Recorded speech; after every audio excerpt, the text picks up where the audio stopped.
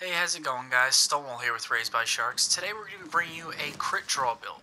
So normally, if you've seen the stuff on our channel, we usually try to give you like min-max builds, endgame DPS style builds, or survivability builds, stuff like that. Today, this one's more for fun.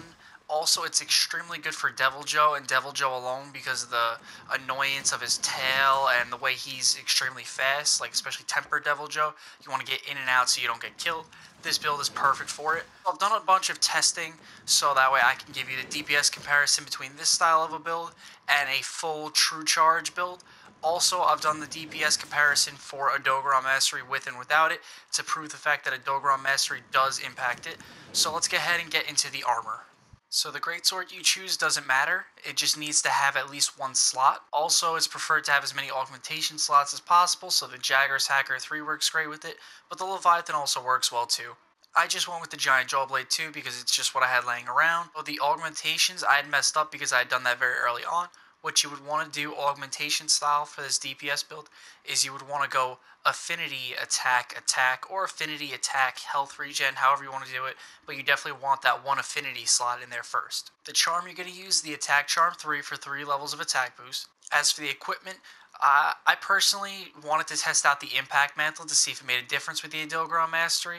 I haven't found that out yet. You might want to look online for that, but I just have it equipped to test it out for right now. The helmet is the Wrath Soul Helmet B for 2 small slots and a critical boost. The chest is Damascus Mail B for 3 small slots and 2 focus. The gauntlets are the Basil Vambraces B for a large slot and critical draw 2.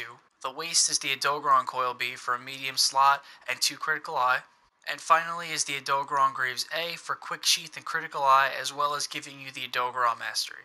Okay, so the essential jewels for this build are 1 attack jewel, a sheath jewel, a second sheath jewel, 1 expert jewel, an elementalist jewel if you're on an elementalist weapon, otherwise you could slot in here whatever you feel like, and 1 critical boost jewel. This small slot and this large slot right here are flex slots. You can put whatever you want in there.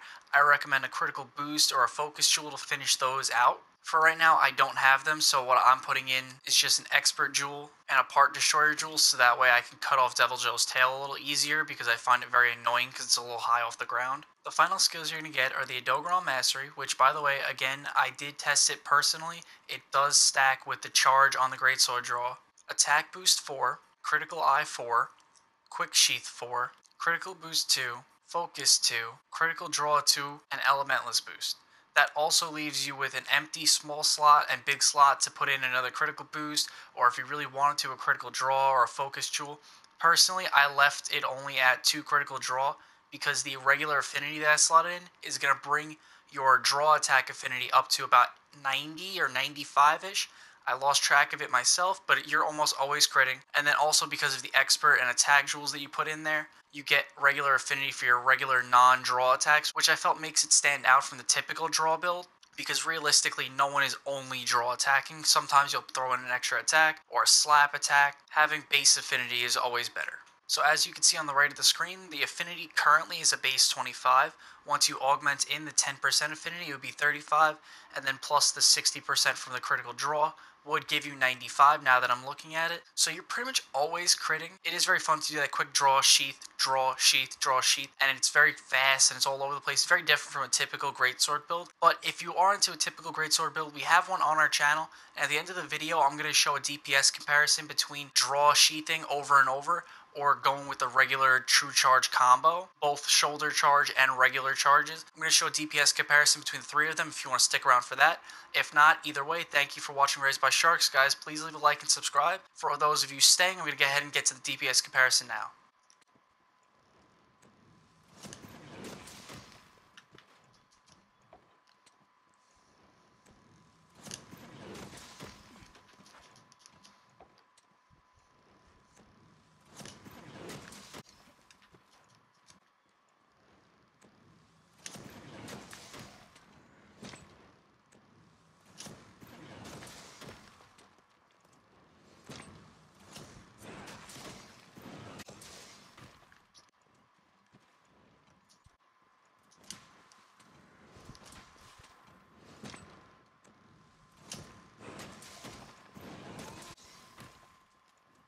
Okay, so those are the final damage numbers. You could see it for yourself.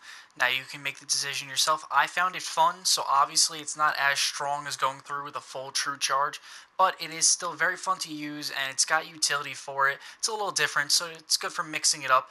Either way, thank you for watching Raised by Sharks again. Please like and subscribe for more.